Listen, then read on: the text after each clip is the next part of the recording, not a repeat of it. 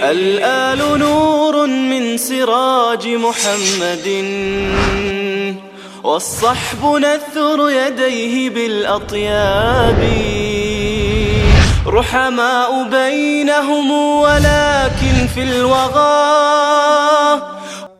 الحمد لله رب العالمين والصلاة والسلام على خاتم المرسلين محمد وعلى آله و اصحابه اجمعین. بینندگان عزیز و ارجمند، السلام علیکم و رحمت الله و برکاته. در چند جلسه قبل که در خدمت شما بودم، مطالبی را درباره دختران رسول الله صلی الله علیه و سلم و دامادهای ایشان در خدمت شما عرض کردم.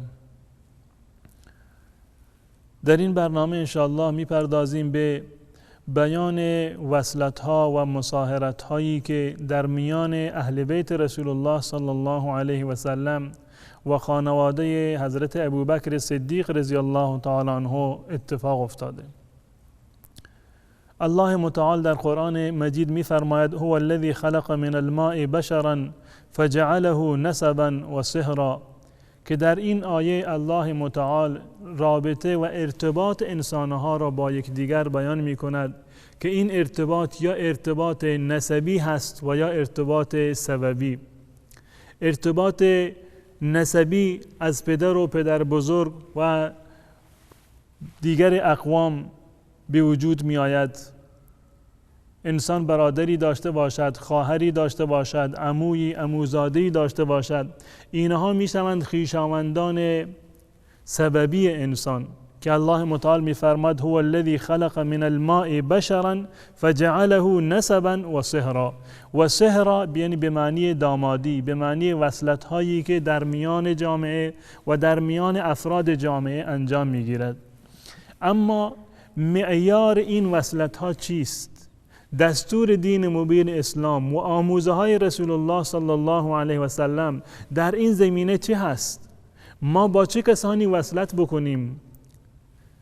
پیش کدام خانواده ها به عنوان خواستگاری برویم؟ کدام دختر را و از کدام خانواده را ما به عنوان همسر برای فرزندان خودمون انتخاب بکنیم؟ در این زمینه تعالیم اسلام کاملا واضح و آشکار هستند. رسول الله صلی الله علیه و سلم فرمودند که تنکح المرأة لأربع، زن به خاطر 4 انگیزه و به خاطر 4 چیز نکاح می شود و انتخاب می شود. یا به خاطر مال هست، یا به خاطر جمال هست، یا به خاطر نسب و حسب هست، و یا به خاطر دین هست. این 4 مورد و 4 گزینه انگیزه هایی هستند که معمولا انسان ها زمانی که به خواستگاری می روند یکی از این 4 مورد رو در نظر دارند. اما رسول الله صلی الله علیه و سلم چی می فرماید؟ آیا شما انسانی را که مال داشته باشد انتخاب بکنید؟ آیا اون زنی را که جمال دارد انتخاب بکنید؟ آیا اون زنی را که نسب و حسب دارد اون را انتخاب بکنید؟ کدام یک از این گزینه ها اولویت دارند؟ می‌فرمایند فاظفر بذات الدین، اولویت در میان همه این موارد و تمام این انگیزه ها دین هست. شما بنگرید که کدام خانواده دیندار هستند و ملتزم هستند به احکام شرعی، بروید از اون خانواده برای خودتان و برای فرزندانتان زن انتخاب بکنید. و در آیه از قرآن کریم چه جالب می‌فرماید الله متعال: والطیبات للطیبین والطیبون للطیبات. زنان پاکیزه و زنان پاکدامن، زنان ایماندار برای طیبین هستند. طیبات مخصوص طیبین. زنان پاکدامن و وارسته برای مردان پاکدامن هستند و مردان پاکدامن و پاکسرشت برای زنان پاکدامن و پاکسرشت هستند. هر انسانی واقعا در هر سطحی از نجابت و پاکی و وارستگی باشد، قطعا همسری را که هم انتخاب می کند هم سطح خودش و کف خودش قرار می دهد. آیا شما می اندیشید که اهل بیت رسول الله صلی الله علیه و سلم از این آیه غافل بودند؟ آیا اهل بیت رسول الله صلی الله علیه و سلم این دستور رسول الله را که فرمودند فاظفر بذات الدین، آیا این رو نادیده گرفتند؟ آیا اهل بیت رسول الله صلی الله علیه و سلم این دستور رسول الله صلی الله علیه و سلم را که فرموده بود اذا اتاکم من ترضون دینه و خلقه فزوجوه، آیا این رو نادیده گرفتند؟ رسول الله فرمودند هرگاه دامادی اومد، خواستگاری اومد که اهل دین و اهل اخلاق بود، ترددی رو نداشته باشید، اون رو قبول بکنید.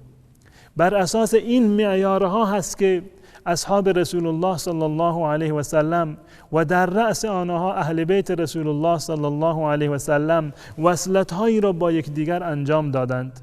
قطعا انتخاب اهل بیت رسول الله و در رأس همه حضرت رسول الله صلی الله علیه و سلم و دیگر اصحاب و اهل بیت ایشان بر این مبنا بوده. همه ما میدانیم که رسول الله صلی الله علیه و سلم چه کسی را به عنوان همسر خودشون انتخاب کرد بعد از حضرت سوده رضی الله تعالی عنها. اولین همسر رسول الله صلی الله علیه و سلم خدیجه هست و دومینش حضرت سوده رضی الله تعالی عنها و سومین همسر رسول الله صلی الله علیه و سلم حضرت عایشه رضی الله تعالی عنها دختر ابوبکر صدیق هست. خانواده صدیق را و خانواده ابوبکر ابن ابی قحافه را به عنوان بهترین گزینه ها، به عنوان خانواده‌ای که نجابت دارد، شرافت دارد، ایمان دارد و شایسته وصلت هست با رسول الله صلی الله علیه وسلم، این خانواده را انتخاب کردند و با این خانواده وصلت کردند. حضرت عایشه رضی الله تعالی عنها میگوید که رسول الله صلی الله علیه و سلم فرمودند اریتک فی المنام 3 لیال، من 3 شب پشت سر هم تو را در خواب دیدم، به این گونه که فرشته یعنی حضرت جبرئیل علیه السلام تو را در یک پارچه ابریشمین پوشیده بود و تو را در نزد من آورد و به من گفت که هذه امرأتک، عکس تو را، صورت تو را من در اون لباس ابریشمی در دست جبرئیل دیدم که به من در 3 شب پشت سر هم میگفت که هذه امرأتک، این زن تو و همسر تو هست.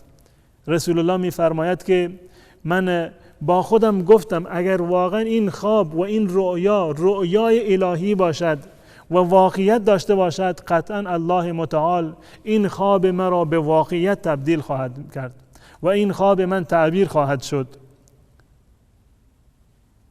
و قطعا این گونه هست. خواب رسول الله صلی الله علیه و سلم تعبیر شد و این حدیث صحیح است، در صحیح مسلم این حدیث آمده. پس بنابراین این همسری هست که رسول الله صلی الله علیه و سلم انتخاب کرد و قطعا ما میدونیم که انتخابهای رسول الله صلی الله علیه و سلم، اون کسی که مؤید به وحی هست، اون کسی که از سر خود و از نفس خود سخن نمیگوید، کلام اون وحی الهی است، اون کسی که اگر اشتباهی بکند فوراً توسط الله متعال اشتباهش جبران می شود و تصحیح می شود. رفتند خانواده ابوبکر صدیق را به عنوان بهترین خانواده انتخاب کردند و دختر این خانواده را برای خودش خواستگاری کرد. حضرت ابوبکر صدیق هست رضی الله تعالی عنه، اولین کسی که از مردان مسلمان شد و در کنار رسول الله صلی الله علیه و سلم ایستاده بود. اولین کسی و اولین داعی که در کنار رسول الله دعوت داد و همپای رسول الله صلی الله علیه و سلم حرکت میکرد. به خاطر دعوت حضرت ابوبکر صدیق رضی الله تعالی عنه بود که بسیاری از بزرگان قریش مسلمان شدند. حضرت زبیر، حضرت عثمان، حضرت طلحه، حضرت عبدالرحمن ابن عوف و عثمان ابن مزعون و ارقم ابن ابی الارقم و بسیاری دیگر از اصحاب رسول الله صلی الله علیه و سلم. اون کسی که رسول الله صلی الله علیه و سلم فرمودند من سره ان ينظر الى سید کهول اهل الجنه من الاولین والآخرین الا النبیین والمرسلین فلینظر الى هذین القادمین. این روایت ترمذی و صحیح است که یک روز ابوبکر و عمر کنار هم حرکت می‌کردند. رسول الله صلی الله علیه و سلم فرمود هر کسی که می‌خواهد که سید کهول اهل بهشت را، سرور انسانهای میان سال بهشت را به استثنای پیامبران و رسول بنگرد، این 2 نفر را نگاه بکند. و قطعا این گونه بود که رسول الله صلی الله علیه و سلم فرموده بودند. ابوبکر صدیق این لیاقت را داشتند که رسول الله صلی الله علیه و سلم دخترش را به عنوان همسر خود و به عنوان ام المؤمنین انتخاب بکنند. انشاءالله بعد از میان برنامه کوتاه باز میگردم و مطالبی دیگر را در این زمینه خدمت شما عرض خواهم کرد.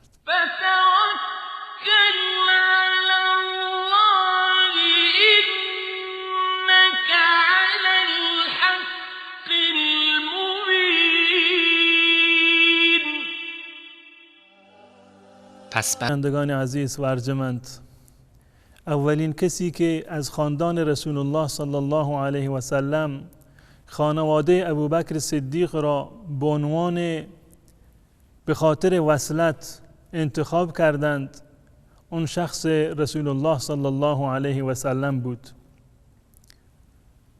و همراه با رسول الله صلی الله علیه و سلم در این زمینه ما می‌بینیم که بسیاری دیگر از اهل بیت رسول الله صلی الله علیه و سلم در قرون متمادی و در دوران و زمان متمادی ما می‌بینیم که خانواده ابوبکر صدیق را، خود ابوبکر صدیق و فرزندان ابوبکر صدیق را، این خانواده و نژاد ابوبکر صدیق را شایسته این می‌دانند که با این خانواده وصلت بکنند. واقعاً این بهترین انتخاب هست و انتخابی هست که از جانب رسول الله و از جانب اهل بیت رسول الله صلی الله علیه و سلم انجام گرفته. هیچ هدف مادی در اینجا وجود ندارد و قطعا ما می‌دانیم که اگر واقعا خانواده ابوبکر صدیق یک خانواده غیر ملتزمی بود، خانواده بیدینی بودند، کافر و منافق بودند، از نظر اخلاقی اگر مشکل می داشتند، از نظر اجتماعی اگر مشکلی می داشتند، اگر وجهه اونها و آوازه اونها به بدی در می رفت در جامعه آن زمان قریش و جامعه مکه و مدینه، هرگز رسول الله صلی الله علیه و سلم و اهل بیت ایشان با چنین خانواده وصلت‌هایی را انجام نمی‌دادند. اما ما می‌بینیم که قبل از همه شخص رسول الله صلی الله علیه و سلم با خانواده ابوبکر وصلتی را انجام می‌دهد و عایشه را به عنوان همسر خودش انتخاب می‌کند. و جالب اینجا هست که بدانیم که رسول الله صلی الله علیه و سلم مؤید به وحی هست. آینده دین مبین اسلام را الله متعال به رسول الله صلی الله علیه و سلم نشان داده بود. شخص رسول الله صلی الله علیه و سلم بودند که فرمودند الله متعال دین مرا به آن جایی میرساند که آفتاب رسیده و مژده داده بود که امت من شام و روم و ایران را فتح خواهند کرد. این روم و ایران در زمان چه کسی فتح شدند؟ در زمان حضرت عمر رضی الله تعالی عنه و حضرت عثمان رضی الله تعالی عنه. پس بنابراین این مژده رسول الله صلی الله علیه و سلم که زمانی که ایشان در خندق را حفر می کردند، یک صخره سنگ بزرگی جلوی ایشان نمایان شد و اصحاب ناتوان ماندند که این صخره سنگ را از بین ببرند و تکه تکه بکنند. رسول الله صلی الله علیه و سلم آمد و کلنگی را در دست گرفت و محکم کوبید بر اون صخره سنگ. اون شکافت و از لابلای اون نوری برخاست. رسول الله صلی الله علیه و سلم فرمودند که من در پرتو این نور کاخه های روم و ایران را دیدم، یعنی این که امت من این سرزمین ها را فتح خواهند کرد. این سرزمین ها توسط چه کسانی فتح شدند؟ توسط اصحاب رسول الله و در زمان خلافت ابوبکر صدیق جنگ‌های رده بود و بعد از اون در زمان حضرت عمر و حضرت عثمان رضی الله تعالی عنه بود که روم و ایران فتح شد.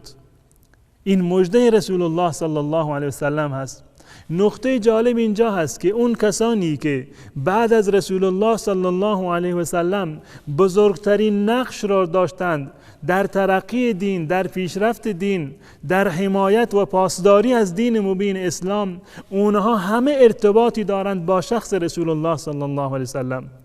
4 خلیفه اول مسلمانان ابوبکر و عمر و عثمان و علی. ابوبکر و عمر معروف هستند به شیخین، یعنی 2 شیخ بزرگوار. این شیخین ابوبکر و عمر هر دو پدر خانم های رسول الله صلی الله علیه و سلم هستند. یعنی این که رسول الله اونها را لایق دانست به این که و برای این که دخترانشان را به عنوان همسر خود انتخاب بکنند، حضرت عایشه و حضرت حفصه رضی الله تعالی عنهما.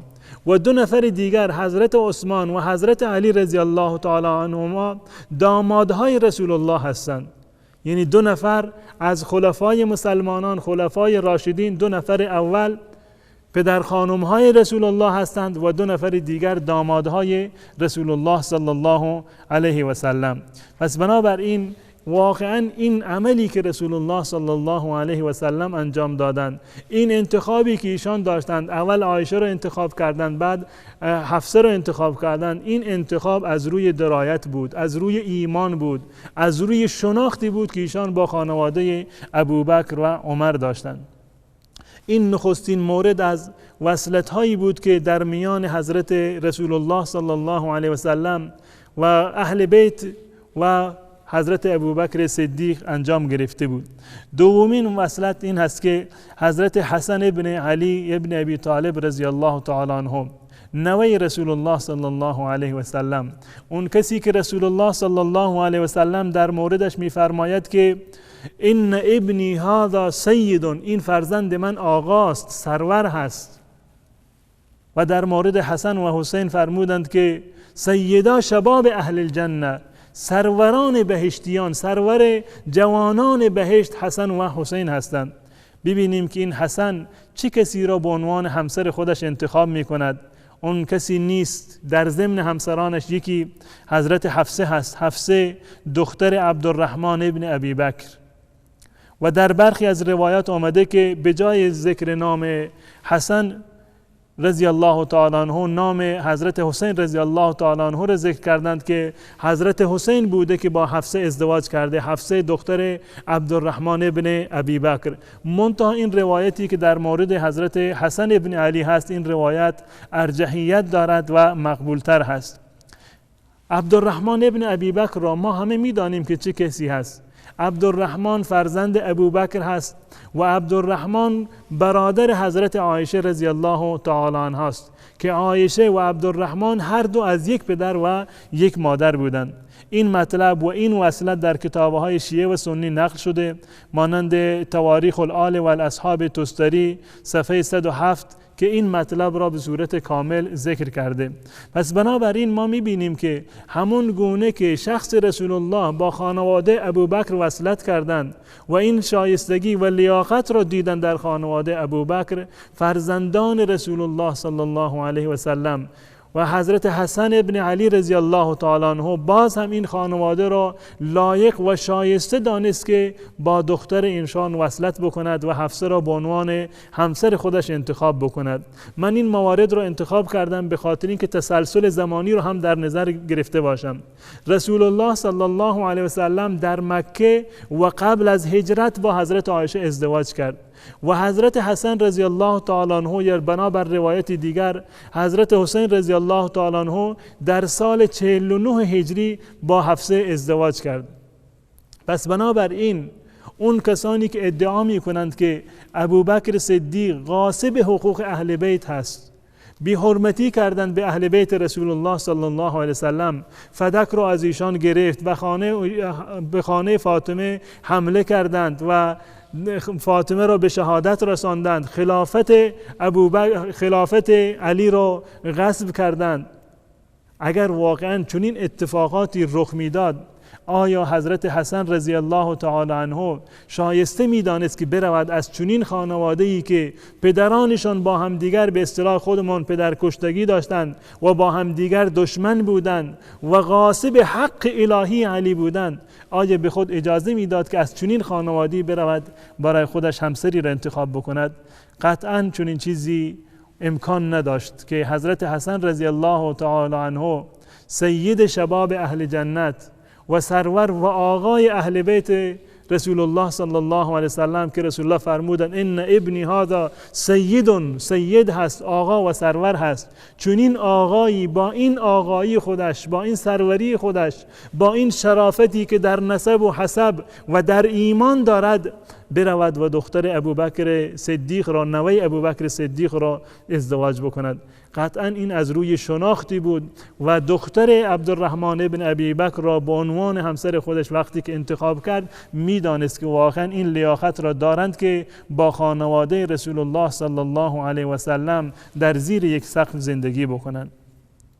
و یکی دیگر از افرادی که و نمونه دیگر از نمونه هایی که وصلت های در میان اهل بیت رسول الله و خانواده ابوبکر صدیق وصلتی هست، این وصلت رو اسحاق ابن عبدالله ابن جعفر ابن ابی طالب انجام داده. همون گونه که فرزندان علی با فرزندان ابوبکر وصلت کردند، به همین صورت فرزندان جعفر با فرزندان ابوبکر صدیق وصلت کردند. اسحاق، این اسحاقی که عرض کردم، اسحاق ابن عبدالله ابن جعفر، این اسحاق معروف است به اسحاق عریضی العریضی و ایشون ازدواج کرد با ام حکیم دختر قاسم. ام حکیم دختر قاسم و قاسم هم پسر محمد ابن ابی بکر هست و این ام حکیم خواهر ام فروه هست. ام فروه هم مادر حضرت امام صادق رحمت الله علیه هست. پس بنابراین ما میبینیم که اهل بیت رسول الله صلی الله علیه و سلم خانواده ابوبکر را شایسته دانستند و لایق این دانستند که با این خانواده در واقع ازدواج بکنند و به عنوان یک خانواده متدین و دیندار این خانواده را میشناختند و این وصلت ها را انجام دادند. این مطلبی که من عرض کردم درباره ازدواج اسحاق ابن عبدالله ابن جعفر ابن ابی طالب با ام حکیم دختر قاسم و نوه حضرت ابوبکر صدیق رضی الله تعالی عنهم، این مطلب در کتاب اعلام النساء حایری صفحه 206 آمده و جالب اینجا هست که این وصلت بعد از حادثه کربلا رخ داده، یعنی در یک زمان بسیار طولانی از زمان خلافت حضرت ابوبکر صدیق رضی الله تعالی عنه و بعد از جریان‌های به اصطلاح اون جریان‌هایی که معرفی می‌کنند به عنوان فدک و غصب فدک و غصب خلافت و بی‌حرمتی به خانه حضرت فاطمه زهرا که همه‌شون حدس و گمان هست و افسانه‌ای بیش نیست.